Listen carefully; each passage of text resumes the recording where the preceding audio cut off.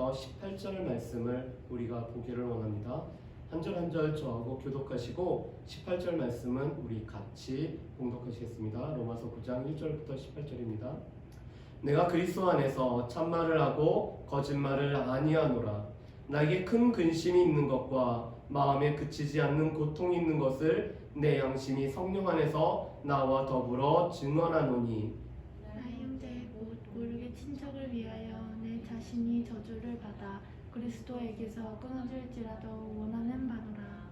그들은 이스라엘 사람이라. 그들에게는 양자됨과 영광과 언약들과 율법을 세우는 것과 예배와 약속들이 있고, 조상들도 그들의 것이요 육신으로 하면 그리스도가 그들에게서 나셨으니 그는 만물 위에 계셔서 세세의 찬양을 받으실 하나님이시니라.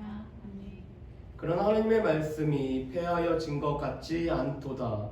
이스라엘에서 난 그들이 다 이스라엘이 아니요 또한 아브라함의 씨가 다 그의 자녀가 아니라 오직 이삭으로부터 난 자라야 내 씨라 불리리라 하셨으니, 곧 육신의 자녀가 하나님의 자녀가 아니요 오직 약속의 자녀가 씨로 여기심을 받느니라.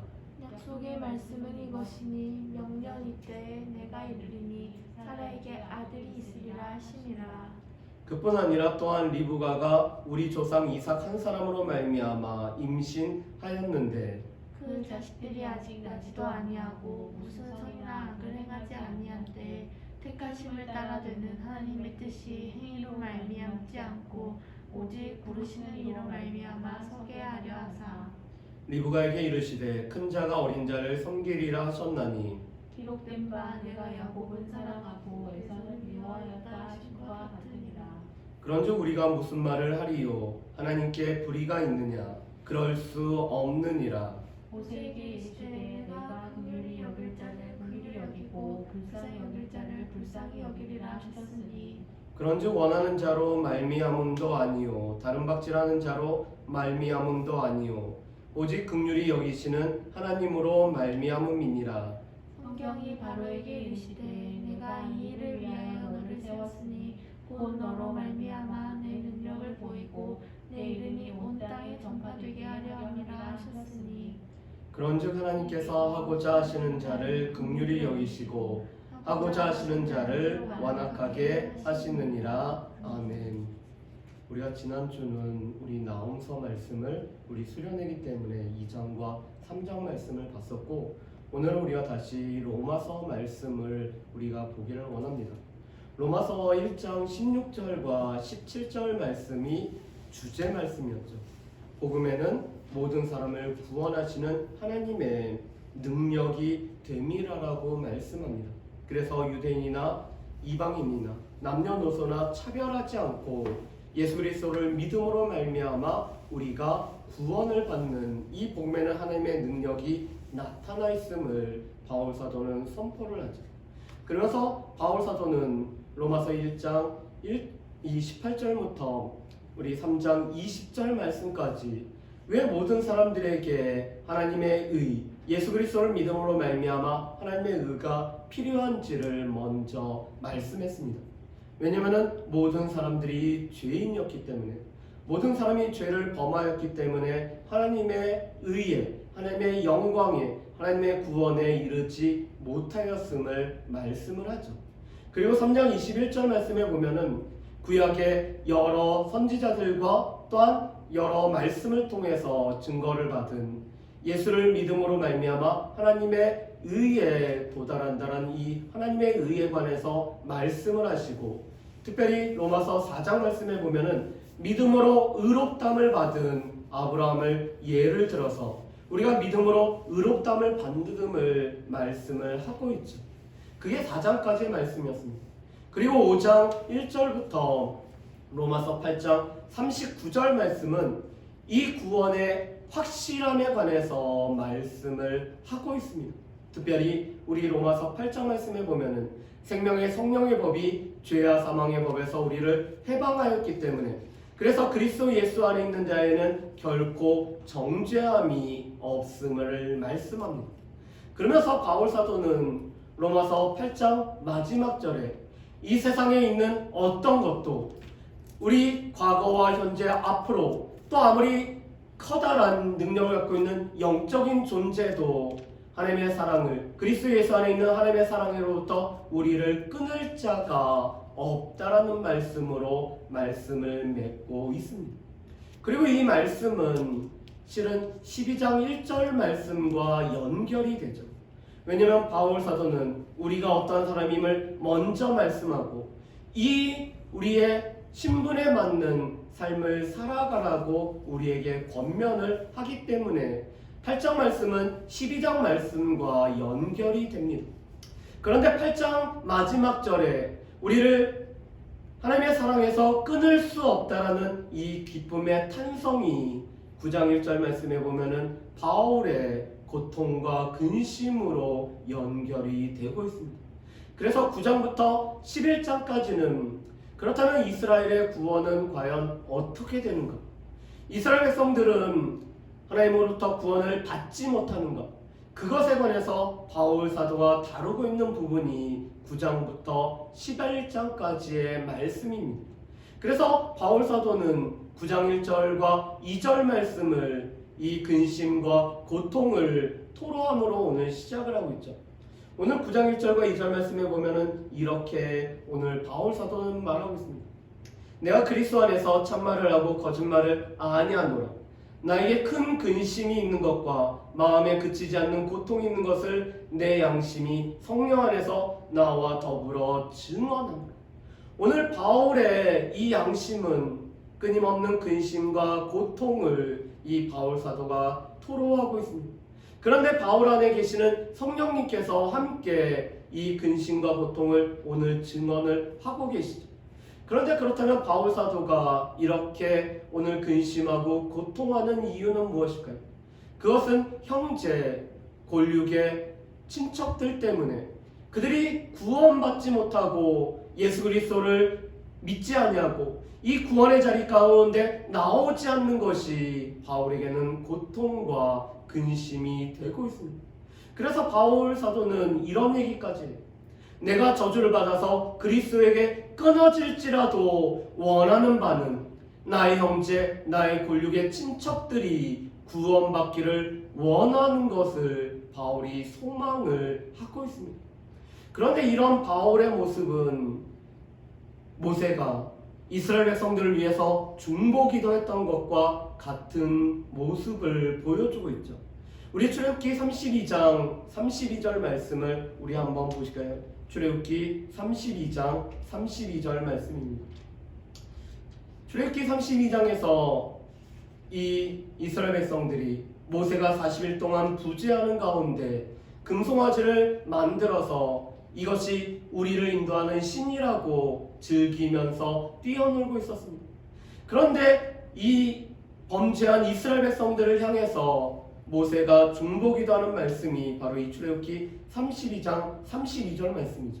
32장 32절 말씀을 우리 같이 한번 읽어보겠습니다. 그러나 이제 그들의 죄를 사하시옵소서. 그렇지 아니하시오면 원하건대 주께서 기록하신 책에서 내 이름을 지워 버려 주옵소서. 아멘.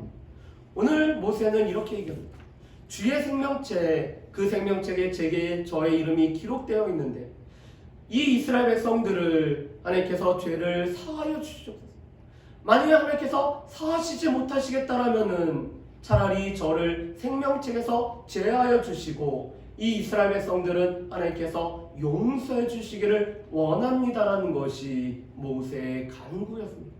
모세는 자신이 구원받는 것, 그건 너무너무 중요한 거지만 이스라엘 백성들이 이 죄로 말미암아 멸망당하고 하나님의 구원으로부터 끊어지는 것을 그는 근심하고 고통을 하고 있습니다. 그런데 바울 사도도 동일한 이야기를 하고 있는 거죠. 내가 저주를 받아서 예수 그리스도에게 끊어질지라도, 내가 이 구원에서 끊어질지라도 나의 형제, 이 골육의 친척들이 구원받기를 원합니다라는 것이 바울의 고백이자 바울의 소망이었습니다. 여러분, 이것은 우리에게도 시사하는 바가 많죠. 구원의 기쁨, 구원의 감격이 크면 클수록 구원받지 못하는 우리 가까운 형제와 자매와 친척과 우리 주변에 있는 이웃들을 향해서 우리 가운데도 근심과 고통이 있어야 된다는 것입니다. 우리가 우리만 구원받은 것으로 인해서 만족하고 있다는 것은 하나님께서 우리를 구원하신 목적을 이루는 것이 아니죠. 하나님께서 우리를 구원하신 목적 중에 하나는 우리가 제사장 나라가 되는 것입니다. 제사장 나라가 되어서 아직까지 이 구원을 알지 못하는 자들에게 하나님의 은혜와 하나님의 은총과 또 하나님의 구원받음을 증거하는 것이 우리의 사명이죠.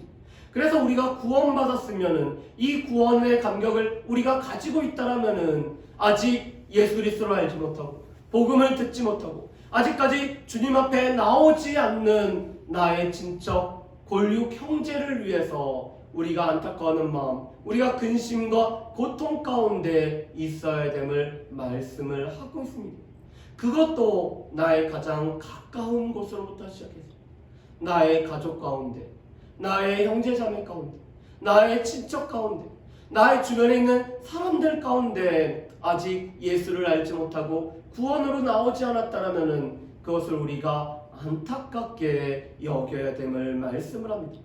그러면서 이스라엘 백성들의 가지고 있던 특권에 관해서 이렇게 말씀하죠. 이미 로마서 3장 1절에서 유대인의 나음이 무엇인지에 관해서 바울은 묻고 스스로 대답을 했습니다. 유대인들의 나음이 무엇이냐? 범사에 많기 때문에 특별히 그들이 우선은 하나님의 말씀을 맡았다라고 이스라엘 백성들의 특권을 말씀했습니다. 그런데 오늘 말씀에 보면은 이 특권이 8가지로 오늘 나열이 되고 설명이 되어 있습니다. 4절과 5절 말씀에 보면 이렇게 말씀하죠.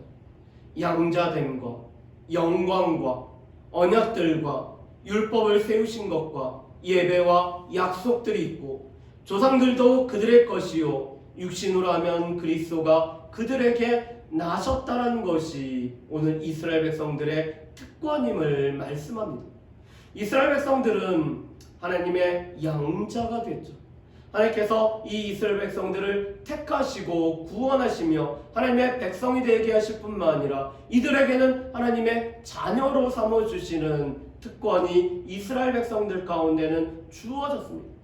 그들은 적은 숫자였고 그들은 수도 적었지만 하나님께서 아브라함을 부르시고 이 아브라함의 자손들을 하나님의 자녀로 삼으심으로 말미암아 그들은 하나님의 양자가 된 특권이 있었죠. 그뿐만 아니라 그들 가운데는 하나님의 영광이 있었습니다.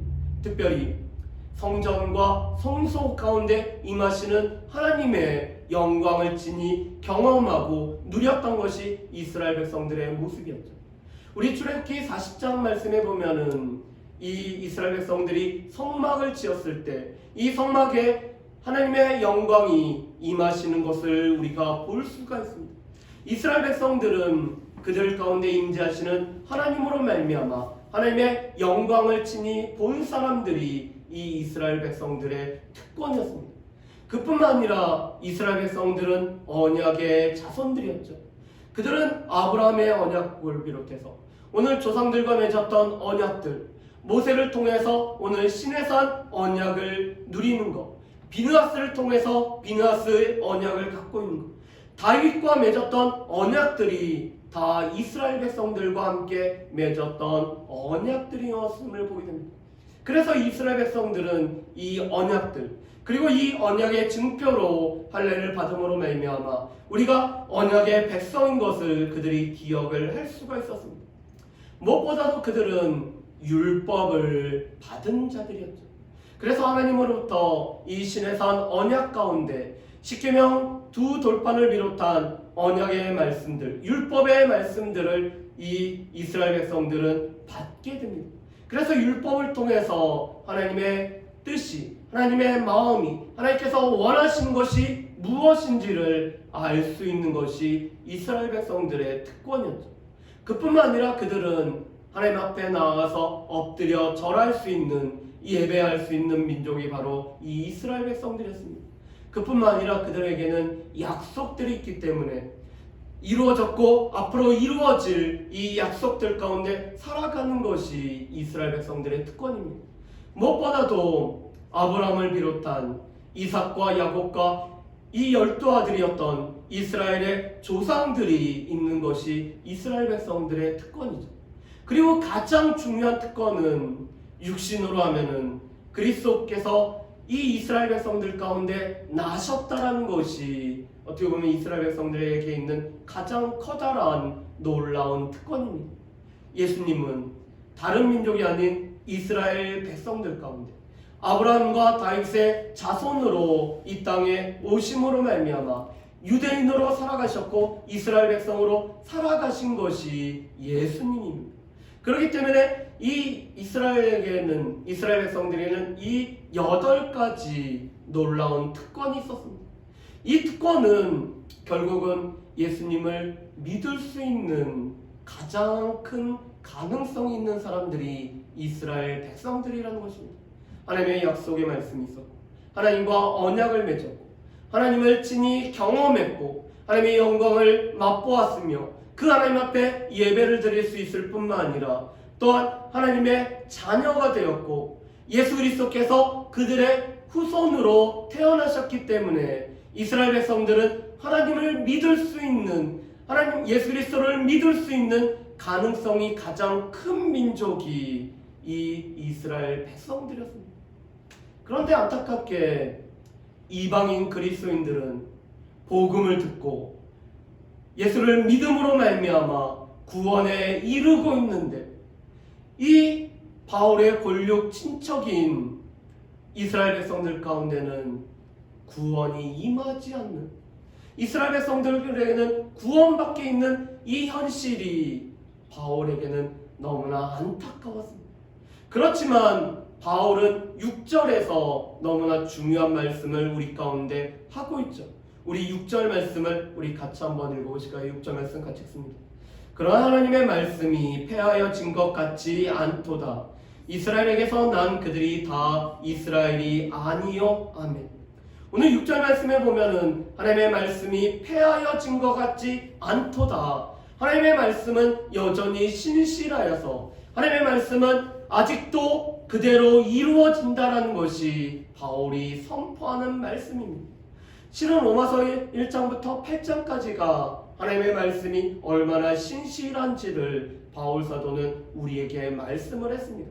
우리가 예수 그리스도를 믿기만 하면 우리가 예수 그리스도를 믿음으로 말미암아 하나님의 의에 도달하여서 우리가 하나님의 자녀가 되고 하나님의 백성이 되고 또한 우리가 예수를 믿어서 우리가 십자가에서 예수와 함께 죽었을 때 우리는 죄와 이 죽음의 권세로부터 벗어나기 때문에 우리 가운데는 더 이상 정죄가 없는 이 놀라운 말씀이 다 이루어진 것을 바울 사도는 오늘 고백을 합니다. 그런데 이스라엘 백성들의 구원에 관해서도 하나님의 말씀은 폐하여지지 않았다라는 것이 바울 사도의 오늘 고백이자 또한 우리에게 하시는 말씀입니다. 하나님의 말씀은 폐하여지지 않았다. 그러면서 바울은 몇 가지를 말씀합니다. 첫 번째로는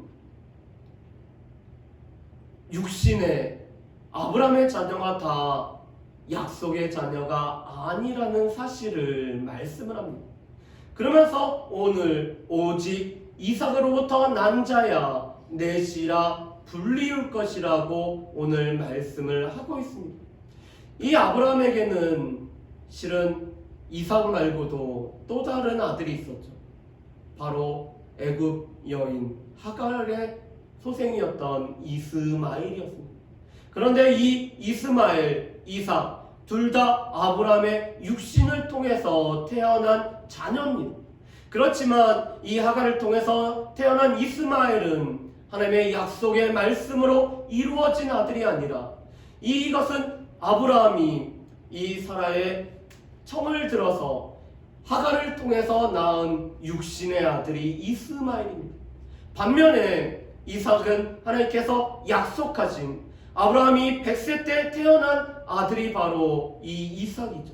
아브라함의 몸도 죽고 또한 사라의 몸도 죽었는데 하나님께서는 명년 이맘때에 아들이 태어나리라고 약속하셨고 하나님의 약속의 말씀이 그대로 이루어진 것이 이삭의 태어남이었습니다. 그래서 9절에 이렇게 말씀하죠. 약속의 말씀은 이것이니 명년 이때에 내가 이르리니 사라에게 아들이 있으리라 하시니라. 그래서 이삭의 태어남은 하나님의 약속, 하나님의 말씀이 그대로 이루어져서 태어난 자였습니다. 그래서 이 이삭은 약속의 자녀가 되고 이스마엘은 약속의 자녀가 아니었습니다. 아브라함으로부터 정상적으로 오늘 육신으로 태어난 두 아들이 있었는데 이 이스마엘이 아닌 이삭이 하나님의 약속 가운데 태어난 자녀이기 때문에 약속의 자녀라고 말씀합니다. 그러면서 두 번째로 이 이삭의 쌍둥이 아들이었던 에서와 야곱에 관한 말씀을 하고 있습니다.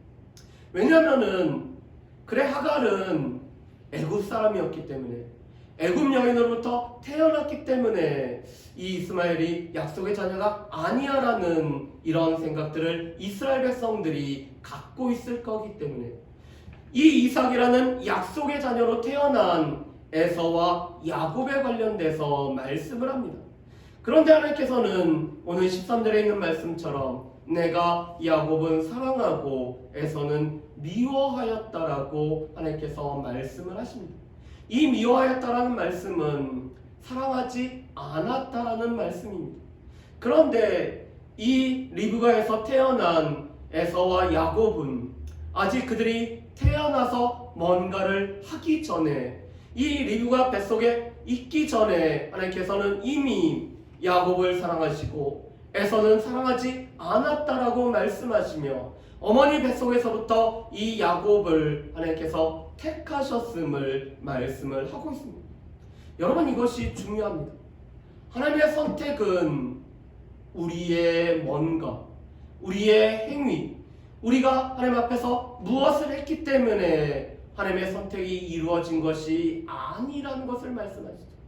하나님께서는 세상을 만드시기 전에 우리를 아셨을 뿐만 아니라 또 하나님께서는 우리를 하나님의 자녀로 택하셨습니다. 우리 에베소서 1장 5절 말씀을 우리 같이 한번 읽어보실까요? 에베소서 1장 5절 말씀을 우리 같이 한번 읽어보겠습니다. 하나님의 기쁘신 뜻대로, 우리 에베소서 1장 5절 말씀을 우리 같이 한번 읽어보겠습니다. 에베소서 1장 5절입니다. 그 기쁘신 뜻대로 우리를 예정하사 예수 그리스도로 말미암아 자기의 아들들이 되게 하셨으니 아멘.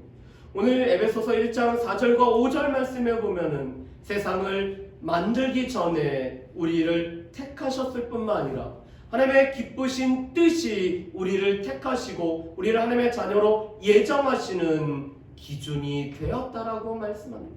그렇기 때문에 에서와 야곱이 태어나기 전에도 하나님의 기쁘신 뜻 가운데 야곱을 택하셔서 야곱을 사랑하시고 에서를 사랑하지 않으셨다라고 말씀합니다. 왜냐하면은 에서와 야곱이 태어나서 그들의 뭔가 행위를 따라서 오늘 이 택하셨다라면은 하나님은 우리의 행위에 따라서 우리를 택하시고 택하시지 않는 것이 되기 때문에 그렇습니다. 그런데 하나님께서는 이들이 태어나지도 않았고 이들이 선악을 알지도 못했고 이들이 어떠한 행위를 하지 않았을 때 하나님의 그 기쁘신 뜻대로 야곱은 사랑하셔서 야곱을 택하시고 에서를 사랑하지 않으셨기 때문에 에서를 택하지 않으신 것을 보게 됩니다. 그런데 이것은 하나님의 긍휼이 기초가 되고 있습니다. 그래서 로마서 5장 15절 말씀에 보면은 하나님께서 긍휼히 여길 자를 긍휼히 여기시고 불쌍히 여길 자를 불쌍히 여기시는 이 하나님의 긍휼하심과 하나님의 뜻하심이 우리를 택하는 이 하나님의 주권적인 선택이 되고 있음을 말씀을 합니다. 이스라엘 백성들의 대다수가 아직 구원밖에 있는 이유는 그들이 하나님의 주권적인 선택과 관련이 없기 때문에 하나님의 택하심을 받지 못하였기 때문에 그들은 이 구원밖에 있는 것을 보게 됩니다.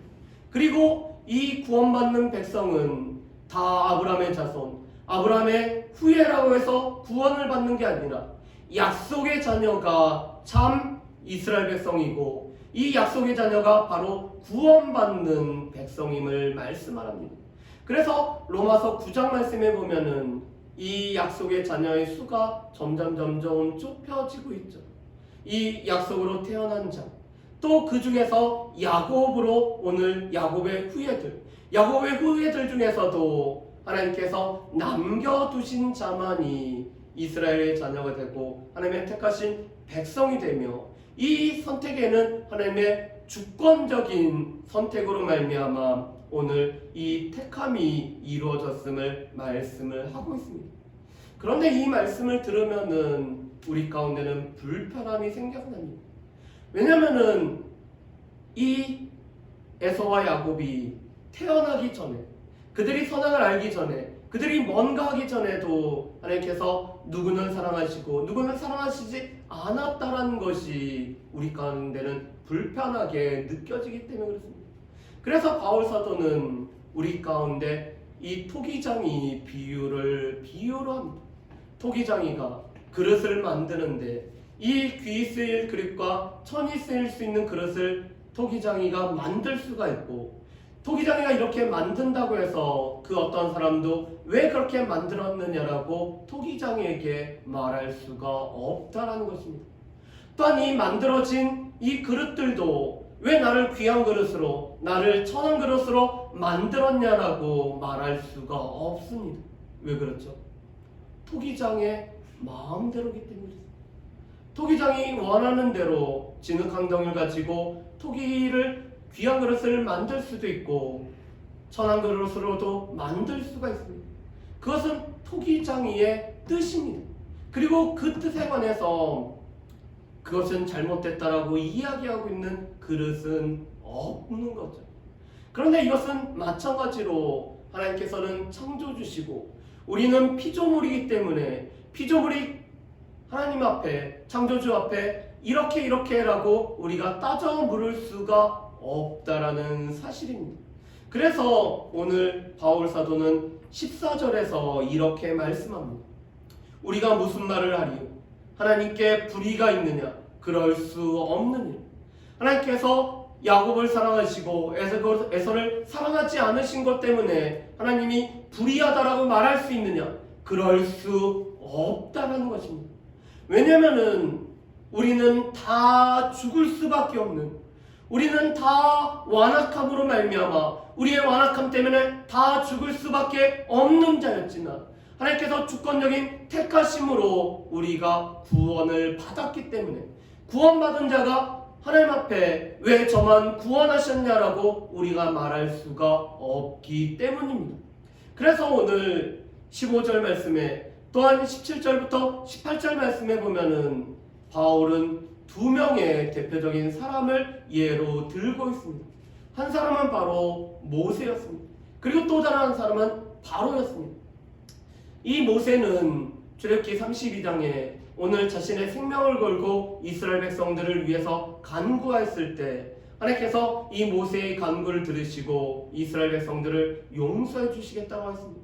그렇지만 하나님께서는 이 범죄한 이스라엘 백성들과 함께 하실 수가 없어서 그들과 함께 오늘 약속한 땅으로 올라가지 않으시겠다라고 말씀합니다. 모세는 이 말씀을 듣고 하나님 그러시면 안 됩니다. 우리와 함께 하시옵소서. 우리와 함께 하시는 하나님의 은총을 베풀어 달라고 다시 한번 하나님 앞에 내어 달립니다. 그리고 하나님께서는 이 은총을 모세와 이스라엘 백성들에게 베풀어 주시겠다라고 약속을 하셨습니다. 그런데 모세가 하나님의 은총을 우리가 어떻게 받았을까? 우리가 하나님의 은총을 받은 것을 어떻게 확신할 수 있을까? 그래서 하나님 앞에 이렇게 이야기합니다. 하나님, 저에게 하나님의 영광을 보여주시옵소서. 하나님의 영광을 제가 친히 목격하면은 저와 우리 백성들에게 하나님의 은총을 베풀어 주신 것을 제가 믿고 확신하겠습니다라고 오늘 말하고 있습니다. 그랬을 때 하나님께서 말씀하신 말씀이 바로 오늘 우리가 보고 있는 15절 말씀입니다. 이 15절 말씀은 하나님께서 오늘 이 모세에게 하나님께서 출애굽기에서 말씀하신 말씀을 그대로 인용한 것입니다. 우리 출애굽기 33장 19절 말씀을 우리 한번 보실까요? 출애굽기 33장 19절 말씀입니다. 출애굽기 33장 19절 말씀 우리 같이 한번 읽어보겠습니다. 여호와께서 이르시되 내가 내 모든 선한 것을 내 앞으로 지나가게 하고 여호와 이름을 내 앞에 선포하리라. 나는 은혜 베풀 자에게 은혜를 베풀고 긍휼히 여길 자에게 긍휼을 베푸느니라. 아멘. 오늘 19절에 하나님께서는 하나님의 영광을 오늘 이 모세 앞에 오늘 지나가게 하심으로 보여주실 뿐만 아니라 하나님의 이름을 내 앞에서 선포하겠다라고 약속을 하십니다. 그런데 그 이유가 있습니다. 하나님께서 긍휼히 여길 자는 긍휼히 여기시고 불쌍히 여길 자는 불쌍히 여기시는 하나님의 긍휼하심 때문에 하나님의 영광을 이렇게 보여주시겠다라는 것입니다. 그래서 바울 사도는 이것을 이렇게 오늘 인용을 하고 있습니다. 로마서 9장 16절 말씀에 보면 그런즉 원하는 자로 말미암도 아니요 다른 박질하는 자로 말미암도 아니요 오직 긍휼히 여기시는 하나님으로 말미암음이니라. 아멘. 오늘 모세가 하나님의 영광을 보고 싶다라는 그 원함 때문에 하나님의 영광을 보여주신 것이 아니라는 것입니다. 오늘 이 모세가 다름짓 박질하는 것처럼 노력을 했기 때문에 하나님의 영광을 보여주신 것이 아니라는 것입니다. 오직 하나님께서 긍휼히 여기시는 이 하나님의 긍휼히 여기심 때문에 하나님의 영광을 보여주신 것처럼 오늘 이스라엘 백성들 가운데서 오늘 구원이 임한 것은 그들이 어떤 노력을 해서 어떤 그들이 원해서가 아니라 하나님께서 긍휼히 여기시고 불쌍히 여기시고 하나님께서 긍휼히 여기시고 불쌍히 여기심을 베풀어 주는 자들이 그 긍휼과 베풀어 주시는 이 불쌍히 여김 때문에 하나님의 자녀가 되고 하나님의 백성이 된다라는 것입니다. 그러면서 이 바로를 또 하나의 예로 들고 있습니다. 이 바로는 하나님의 주권을 하나님께서 이 세상을 만물을 통치하는 것을 보이기 위해서 세운 사람이 바로 이 바로입니다. 그래서 바로에 관해서 이렇게 말씀을 하시죠. 9장 17절 말씀에 보면 이렇게 말씀합니다. 성경이 바로에게 이르시되 내가 이 일을 위하여 너를 세웠으니 곧 너로 말미암아 내 능력을 보이고 내 이름이 온 땅에 전파되게 하려 함이라 하셨으니 아멘. 오늘 세상의 모든 왕을 세우신 하나님께서 바로를 세우신 이유는 바로를 통하여서 하나님의 능력을 보이고 하나님의 이름이 온 땅에 전파되게 하기 위해서 오늘 하나님께서는 이 바로를 세우셨습니다. 그뿐만 아니라 하나님께서는 출애굽기 4장 21절 말씀에 보면은 바로의 마음을 완악하게 하셨기 때문에 이스라엘 백성들을 내보내지 않게 하셨고 출애굽기 7장 3절 말씀을 보면은 하나님께서 하나님의 표징과 이적을 애굽 땅에서 많이 행할 것을 위해서 이 바로를 세우셨음을 말씀합니다.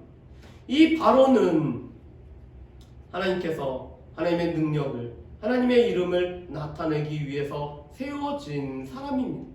그렇기 때문에 하나님께서 바로의 마음을 완악해 하게 하신 바로의 마음이 완악해진 것은 그 배후에 하나님께서 바로의 마음을 완악하게 하셨기 때문이라고 말씀합니다. 그런데 여기서 우리가 주의해야 될 것은 이 완악하다라는 말씀입니다. 완악하게 되다라는 이 말씀은 하나님께서 완악한 상태 그대로 내버려 두셨다라는 것입니다.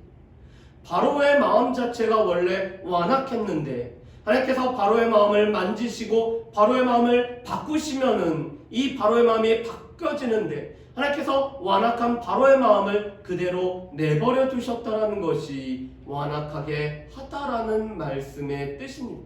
그래서 출애굽기 8장 32절 말씀을 보면은 바로가 재앙을 보면서도 그 마음을 완강하게 하여 그 백성을 내보내지 아니하였다라고 말씀합니다. 하나님의 일하심을 보고 그 마음이 하나님의 이 일하심을 보면서 반응해서 완악한 마음이 오늘 바뀌어져야 되는데 이 바로는 하나님의 재앙을 보면서도 그 완악한 마음 그대로 밀고 나아갔기 때문에 이스라엘 백성들을 출애굽시키지 않았음을 말씀합니다. 왜 그럴까요? 사람의 마음 자체가 본래 악하기 때문에 그렇습니다. 유교에서도 끊임없이 싸우는 것이 성선설과 성악설이죠. 과연 태어난 사람들은 선한지 악한지에 관해서 말씀하는데, 성경에서는 분명히 우리가 태어나면서부터 우리는 아담과 똑같이 원죄 가운데 태어나기 때문에 우리는 악하다라고 말씀합니다. 특별히 사람의 마음 자체가 본래 악하죠. 우리 예레미야 17장 9절 말씀을 우리 한번 보실까요? 예레미야 17장 9절 말씀은 우리의 마음이 어떠한지를 우리에게 잘 말씀해주는 말씀이 바로 이 예레미야 17장 9절 말씀입니다. 예레미야 17장 9절 말씀. 우리 17장 9절 말씀 우리 같이 한번 읽어보실까요? 만물보다 거짓되고 심히 부패한 것은 마음이라 누가 능히 이를 알리오마는. 그래서 10절에는 또 이렇게 말씀합니다. 나 여호와는 심장을 살피며 폐부를 시험하고 각각 그의 행위와 그의 행실대로 보응하느니라고 말씀합니다. 여러분, 만물보다 더 부패한 것, 우리가 요즘도 그런 것들을 종종 보게 되죠. 화장실보다 더 더러운 것이 실은 우리가 사용하고 있는 핸드폰을 비롯한 우리 주변에 이 더 더러운 것들이 많다라는 이야기들을 우리가 종종 듣고 있습니다. 그런데 이 만물보다 가장 더럽고 부패한 것은 무엇이냐? 우리의 마음입니다. 그래서 하나님께서 우리의 마음을 그대로 내버려 두시면은 이 마음은 완악해진 가운데 하나님의 긍휼하심과 불쌍히 여기심을 보면서도 그 완악한 마음을 전혀 돌이키지 않는다라는 것입니다. 바로가 그랬을 뿐만 아니라 이스라엘 백성들이 그랬다라는 것입니다. 하나님께서 예수 그리스도를 허락하시고 예수 그리스도를 믿기만 하면은 구원을 받게 하셨는데 그들의 마음이 완악해졌기 때문에 예수 그리스도를 믿지 않고 받아들이지 않았다는 것입니다. 그래서 바울 사도는 예수 그리스도께서 이 이스라엘 백성들 가운데는 걸려 넘어가는 걸림돌이 되었다라고 말씀합니다. 실은 이 예수 그리스도는 주춧돌이 되어서 그 예수 그리스도 안에서 우리가 세워지기 위해 우리 가운데 보내주신 분이고, 예수 그리스도께서 이루신 모든 것을 우리가 믿음으로 말미암아 우리가 구원을 받도록 우리 가운데 기초의 돌로 보내신 분이 바로 이 예수 그리스도인데, 우리가 예수 그리스도를 우리의 완악한 마음 때문에 받아들이지 않으면 예수 그리스도로 말미암아 우리가 걸려 넘어지게 된다라고 말씀합니다. 그래서 이스라엘 백성들이 구원을 받지 못한 이유는 그들이 약속의 자녀가 아니었고, 그들에게는 하나님께서 주권적으로 택하지 아니하셨고, 하나님께서 그들을 긍휼히 불쌍히 여기시지 아니하며 완악한 마음 그대로 내버려 두셨기 때문에 그들이 구원 밖에 있음을 말씀을 하고 있습니다. 우리 말씀을 정리를 해보실까요? 오늘 우리 가운데는 바울 같은 마음이 필요합니다. 바울이 구원의 감격 가운데 살아갈 때 이 구원의 감격에 비례해서 오늘 가까운 친척, 오늘 골육의 친척들을 향해서, 형제들을 향해서 근심과 고통이 있었던 것처럼 우리도 아직까지 예수를 믿지 않는 자들을 바라보면서 우리 가운데도 고통과 근심이 있어야 된다는 사실입니다. 두 번째로는 우리는 하나님의 주권적인 택하심, 하나님께서 우리를 언약의 자녀로 삼으셨기 때문에 우리가 하나님의 백성이 되었고 우리는 구원받은 백성들이 된 것입니다. 하나님께서 우리를 긍휼히 여기시고 불쌍히 여기시기 때문에 우리가 하나님의 택하신 바가 되어서 하나님의 주권적인 택하심 가운데 우리가 구원을 받았습니다. 그럼 우리는 하나님 왜 저만 구원하시고 다른 사람들은 구원하지 않았냐고, 하나님 그러면 하나님께서는 불의하시다라고 우리가 말할 수가 없다라는 것입니다. 우리 가운데는 우리는 단지 피조물에 불과하기 때문에 그 창조주께서 우리를 구원하신 것에 우리가 감사하며 감격하며 찬양하는 것이 우리가 마땅히 해야 할 바인 것을 말씀을 합니다. 특별히 하나님께서 우리를 긍휼히 여기시고 불쌍히 여기시지 않고 우리를 완악한 마음 그대로 여전히 내버려 두셨다라면은 우리 또한 구원과는 상관없는 자로 우리가 살아갈 수밖에 없다라는 것입니다.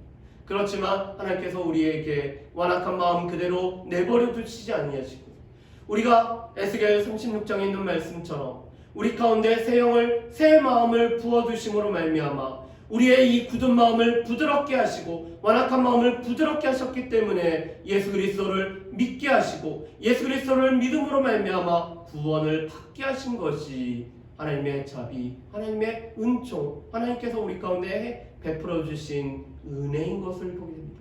바라기는 우리 가운데 아직 잘 이해가 안 되고 그렇지만 피조물이기 때문에 하나님 앞에 감히 따져 물을 수 없다는 사실을 또한 우리가 기억하면서 우리 가운데 긍휼과 불쌍히 여기심으로 우리를 구원하신 그 하나님 앞에 감사하며 그 하나님을 높이면서 나아갈 수 있는 저 여러분들 되시기를 주님의 이름으로 축복합니다. 기도하겠습니다. 사랑의 풍성하신 아버지 하나님 감사합니다. 하나님 이스라엘 백성들이 다 약속의 자녀가 아니고 하나님의 약속의 자녀만이 하나님의 백성이 됨을 또한 보게 됩니다. 또 하나님께서 우리를 주권적으로 선택하셨기 때문에 우리가 어떠한 행위로 우리가 어떠한 선한 것을 아니라 하나님의 주권적인 선택 가운데 우리가 하나님의 자녀가 되었으므로 우리가 자랑할 것이 없이 오직 하나님의 은혜로 구원받았음을 우리가 높이고 찬양할 것을 우리가 보게 됩니다. 또한 못 받아도 우리 가운데는 하나님께서 긍휼히 여기시고 불쌍히 여기시며 우리를 완악한 그대로 내버려 두지 않으셨기 때문에 하나님의 이 긍휼하심과 불쌍히 여기심을 우리가 받았음을 고백하옵니다. 주님 바라기는 우리가 이 구원의 은혜, 구원의 감격 가운데 살아갈 뿐만 아니라 아직까지 예수 그리스도를 알지 못해서 구원을 받지 못하는 우리의 형제, 우리의 골육 친척들을 우리가 긍휼히 여길 뿐만 아니라 그들로 인해서 우리가 근심하며 고통하며 어찌하면 그들에게 주의 복음을 증거할 수 있을지 늘 우리가 그들에게 나아갈 수 있는 은혜를 허락하여 주시옵소서. 그래서 모든 영혼들이 다 죄로 말미암아 멸망치 아니하고 오직 하나님께서 이 세상을 이처럼 사랑하셔서 독생자를 주셨고 이 독생자를 믿는 자마다 멸망치 않고 영생을 얻게 하려 하심이라는 이 귀한 복음의 말씀을 듣고 주님 앞에 돌아오는 놀라운 은혜를 허락하여 주시옵소서. 감사드리오며 예수님의 이름으로 기도합니다. 아멘. 우리 비전 찬양